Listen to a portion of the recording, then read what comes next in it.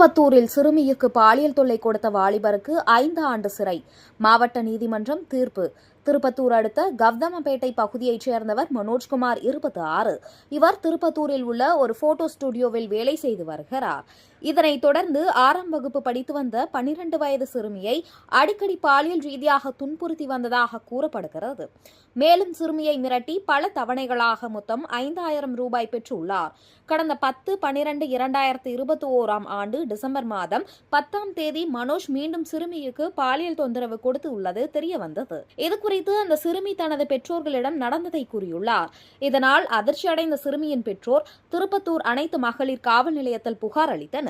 அதன் பேரில் போலீசார் போக்சோ சட்டத்தின் கீழ் வழக்கு பதிவு செய்து மனோஜை கைது செய்தனர். இந்த வழக்கு திருப்பத்தூர் நீதிமன்றத்தில் நடந்து வந்த நிலையில் வழக்கின் விசாரணை முடிந்து தீர்ப்பு அளிக்கப்பட்டது. அதில் மனோஜுக்கு 5 ஆண்டுகள் சிறை தண்டனையும் ரூபாய் 15,000 அபராதமும், கட்டத் தவறினால் 1 ஆண்டு சிறை தண்டனையும் விதித்து மாவட்ட நீதிபதி உத்தரவிட்டார். இதனை அடுத்து மனோஜ்குமார் சிறையில் அடைக்கப்பட்டார்.